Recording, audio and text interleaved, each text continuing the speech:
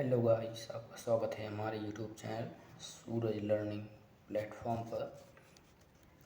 तो कैसे हैं आप लोग? उम्मीद करता हूँ अच्छे ही होंगे।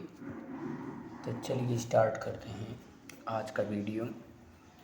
बट उससे पहले अगर आप नए हैं तो चैनल को सब्सक्राइब और वीडियो को लाइक ज़रूर कर देना।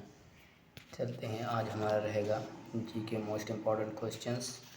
ठीक है, चलते हैं अपने प्रश्न की तरफ टाइम न गवाते हुए, क्योंकि टाइम की बहुत कीमत होती है। चलिए देखते हैं। तो हमारा पहला है प्रश्न नंबर 1 है, शुल्ब सूत्र किस विषय से संबंधित है? जो शुल्ब सूत्र है यह किससे संबंधित है? तो यह ज्यामिति से संबंधित है। शुल्ब सूत्र ज्यामिति से संबंधित है। हमारा अगला प्रश्न होगा प्रश्न नंबर 2 है। प्रश्न नंबर 2 है हमारा, क्या है प्रश्न नंबर 2? तो असतो माँ सद्गमय कहाँ से लिया गया है? तो यह कहाँ से लिया गया है? ये आपका ऋग्वेद से लिया गया है। ठीक है, कहाँ से लिया गया है? तो ऋग्वेद से लिया गया है। हमारा अगला प्रश्न होगा प्रश्न नंबर 3 है। प्रश्न नंबर 3 है, आर्य बाहर से आकर सर्वप्रथम कहाँ बसे थे? जो आर्य थे वह सर्वप्रथम आकर कहाँ बसे थे? तो वो आपके पंजाब में बसे थे। कहाँ पर? पंजाब में। पंजाब में आकर बसे हुए थे। अगला प्रश्न होगा हमारा प्रश्न नंबर 4 है, ऋग्वेद का कौन सा मंडल पूर्णतः सोम को समर्पित है? तो वो है आपका नौवा मंडल। ठीक है, नौवा मंडल। ऋग्वेद का कौन सा मंडल पूर्णतः सोम को समर्पित है? तो नौवा मंडल। कौन सा? नौवा मंडल। ठीक है, हमारा अगला होगा, अगला प्रश्न है प्रश्न नंबर 5, प्रसिद्ध गायत्री मंत्र किस पुस्तक में है? तो आपका जो गायत्री मंत्र है वह किस पुस्तक में है? तो वह आपका ऋग्वेद में लिखा गया है। ठीक है, गायत्री मंत्र का। ठीक है, हमारा अगला प्रश्न होगा प्रश्न नंबर 6 है, प्राचीन भारत में निंक के नाम से किसे जाना जाता है? निंक के नाम से किसे जाना जाता है? तो स्वर्ण आभूषणों को। ठीक है, प्राचीन भारत में निंक के नाम से जाने जाता है। तो निंक नाम किसे कहा जाता था? तो स्वर्ण जो आभूषण थे, मतलब गहने थे, उसी को कहा जाता था। ठीक है, हमारा अगला प्रश्न होगा प्रश्न नंबर 7 है हमारा। प्रश्न नंबर 7 है, योग दर्शन का प्रतिपादन किसने किया? तो पतंजलि ने। किसने किया? पतंजलि ने। योग दर्शन मतलब योगा वाले वो है ना, रामदेव बाबा, पतंजलि ने। इसी से याद कर सकते हैं आप। हमारा अगला प्रश्न होगा प्रश्न नंबर 8 है, उपनिषद किस पर आधारित है? उपनिषद किस पर आधारित है? तो हमारा दर्शन पर। ठीक है, उपनिषद दर्शन पर आधारित है। प्रश्न नंबर 9 है, महाभारत का पूरा नाम क्या है? महाभारत का पूरा नाम क्या है? तो जय संहिता। महाभारत का पूरा नाम जय संहिता। महाभारत का पूरा नाम जो है वह जय संहिता है। अगला प्रश्न है हमारा प्रश्न नंबर 10 है, विश्व का सबसे बड़ा महाकाव्य कौन सा है? तो विश्व का सबसे बड़ा महाकाव्य जो है वह महाभारत है। ठीक है, हमारा अगला प्रश्न होगा प्रश्न नंबर 11, बौद्धों की रामायण किस ग्रंथ को कहा गया है? तो बुद्ध चरित को कहा गया है। ठीक है, बौद्धों की रामायण किसको कहा गया है? बुद्ध चरित को कहा गया है। हमारा अगला प्रश्न है प्रश्न नंबर 12, बुद्ध चरित की रचना किसने की? तो अश्वघोष ने की। किसने की? अश्वघोष ने की। किसने किया था? तो अश्वघोष ने किया था। हमारा प्रश्न नंबर 13 होगा, महाविभास शास्त्र के रचयिता कौन है? महाविभास शास्त्र के रचयिता कौन है? तो आपके वसुमित्र जी हैं। कौन है? वसुमित्र जी हैं। ठीक है, हमारा अगला प्रश्न होगा प्रश्न नंबर 14 है, कौन सी बौद्ध रचना गीता के समान पवित्र मानी जाती है? बताइए, कौन सी बौद्ध रचना गीता के समान पवित्र मानी जाती है? तो अभिधम्म पिटक कौन सी पुस्तक है, कौन सी रचना है, मतलब अभिधम्म पिटक। ठीक है। हमारा अगला प्रश्न होगा प्रश्न नंबर 15 है, योगाचार्य या विज्ञानवाद के प्रतिपादक कौन थे? बताइए, योगाचार्य या विज्ञानवाद के प्रतिपादक कौन थे? तो मैत्रेयनाथ। कौन थे? मैत्रेयनाथ जी योगाचार्य या विज्ञानवाद के प्रतिपादक थे। हमारा अगला प्रश्न होगा प्रश्न नंबर 16 है, किसने कृष्ण को हेराक्लीज कहा था? किसने कृष्ण को हेराक्लीज कहा था?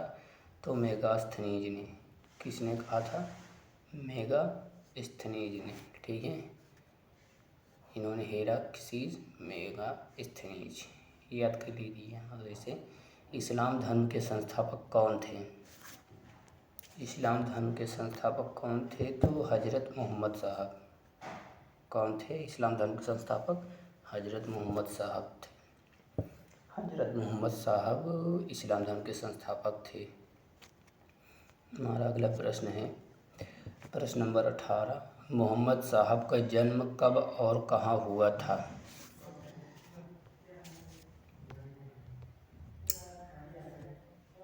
मोहम्मद साहब का जन्म कब और कहाँ हुआ था? तो मोहम्मद साहब का जन्म 1570 ईस्वी में मक्का में हुआ था। कहाँ पर हुआ था? मक्का में। ठीक है, मक्का। ठीक है। और प्रश्न नंबर 19 है, मोहम्मद साहब के जन्मदिन पर कौन सा पर्व मनाया जाता है?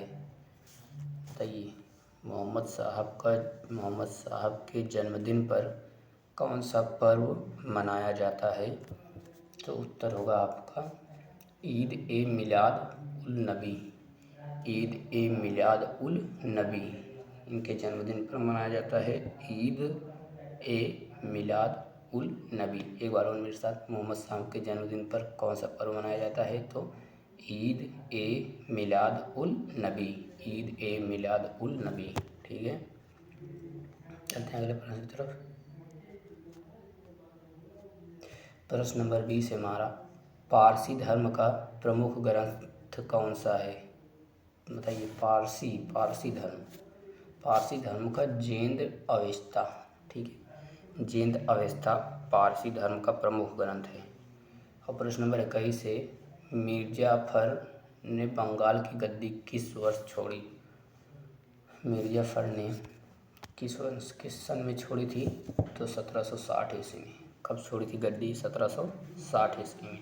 मिर्जाफर ने बंगाल की गद्दी किस वर्ष छोड़ी? तो 1760 ईस्वी में। हमारा अगला प्रश्न होगा प्रश्न नंबर 22 है। प्रश्न नंबर 22 है, टीपू की मृत्यु कब हुई थी? तो 1799 में हुई थी टीपू की मृत्यु। ठीक है। अगला प्रश्न होगा प्रश्न नंबर 23 हमारा, गुलाम वंश को और किन नामों से जाना जाता है?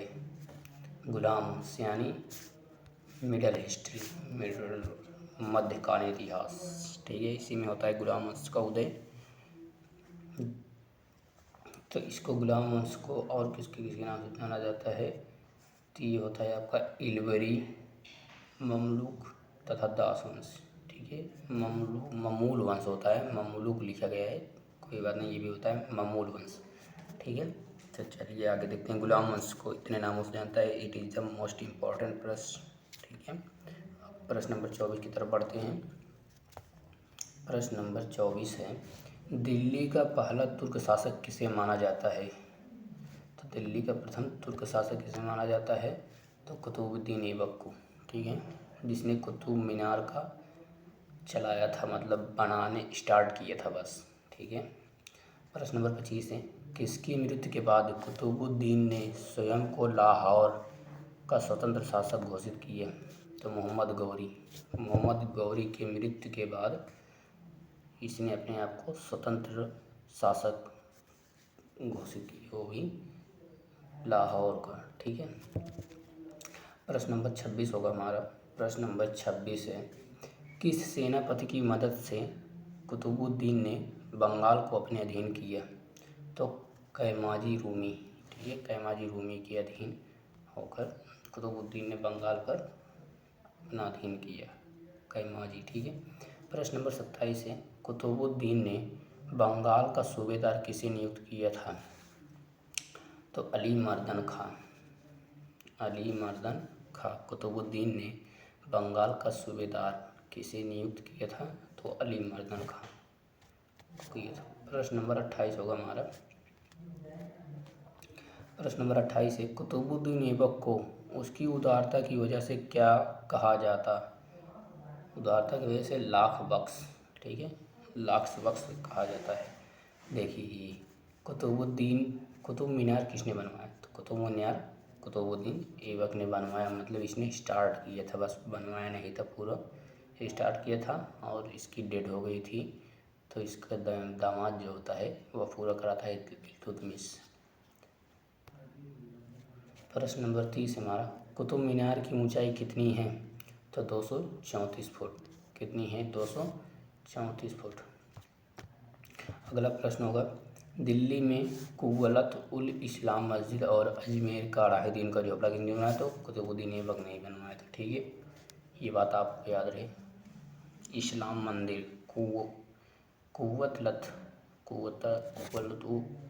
कुव्वत उल इस्लाम मस्जिद और अजमेर में अढ़ाई दिन का झोपड़ा किसने बनवाया? तो कुतुबुद्दीन ऐबक साहब ने बनवाया था। चलते हैं आगे। प्रश्न नंबर 32 है, ऐबक का मकबरा कहाँ स्थित है? तो लाहौर में। ठीक है, कुतुबुद्दीन ऐबक का मकबरा कहाँ पर है? तो लाहौर में। प्रश्न नंबर 33 है, कुतुबुद्दीन ऐबक की मौत के बाद किसे दिल्ली का शासक बनाया गया? तो आराम शाह को। ठीक है, किसको? आराम शाह को। आराम शाह इसका बेटा था ना शायद।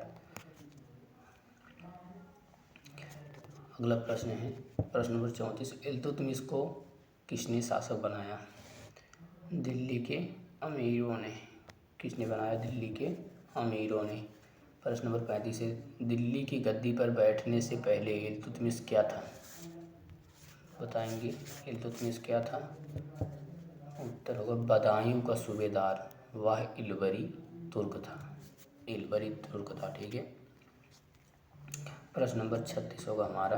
प्रश्न नंबर 36, तुर्कान ए चहलगानी क्या है? तो यह जो है 40 तुर्क सरदारों का एक दल, इसे इल्तुतमिश ने बनाया था। चहलगी, तुर्कान ए चहलगिरी। प्रश्न नंबर 37 है, इल्तुतमिश के शासनकाल में किसने पश्चिम उत्तर भारत पर आक्रमण किया? तो मंगोल शासक चंगेज खान ने।